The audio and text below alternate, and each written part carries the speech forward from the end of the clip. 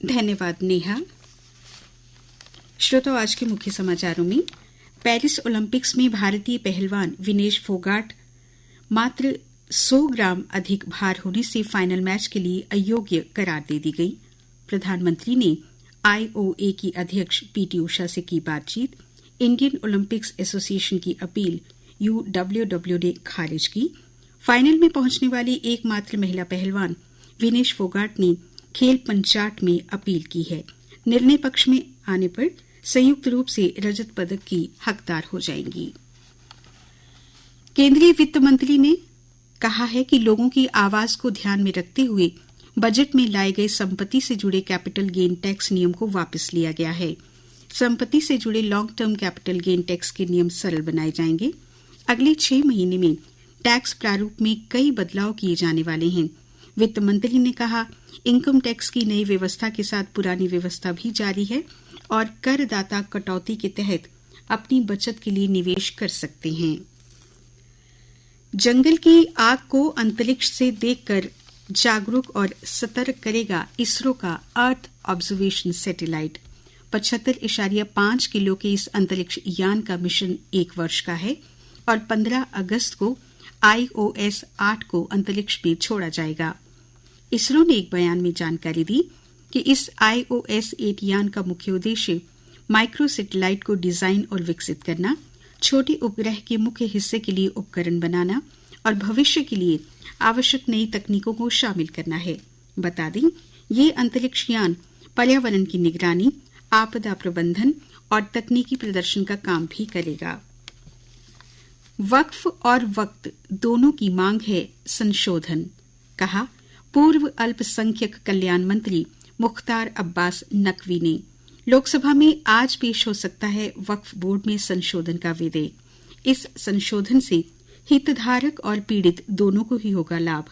कार्य मंत्रणा समिति में विपक्षी दलों ने मांग की कि पेश किए जाने के बाद वक्फ संशोधन विधेयक को जांच के लिए संसदीय स्थायी समिति को भेज दिया जाए। कांग्रेस का इस बारे में अभी मंथन जारी है। खुलकर वक्फ की वकालत करती नहीं दिखना चाहती। भारत को तीसरी सबसे बड़ी अर्थव्यवस्था बनाने में अहम भूमिका निभाएगा पर्यटन, कहा केंद्रीय पर्यटन मंत्री गजेंद्र सिंह शेखावत ने। श्रीनगर में एक कार्यक्रम में केंद्रीय मंत्री ने कहा, इस क्षेत्र में देश भर में रोजगार पैदा करने की अपार क्षमता है। जम्मू कश्मीर के पर्यटन क्षेत्र की समीक्षा करने आए शेखावत ने आश्वासन दिया कि केंद्र मौजूदा हॉटस्पॉट पर भीड़ कम करने के लिए नए पर्यटन स्थलों को विकसित करने में राज्य को हर संभव सहायता प्रदान करेगा। और प्रदेश में विधानसभा चुनाव होंगे जल्द। चुनाव आयोग की टीम आज प्रदेश के दौरे पर है।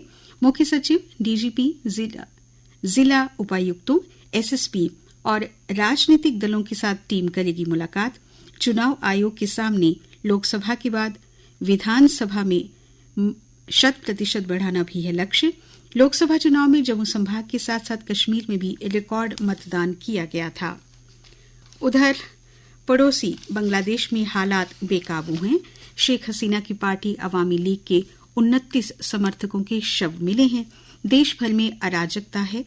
सेना प्रमुख ने कहा है कि 3-4 दिन में स्थिति सामान्य हो जाएगी।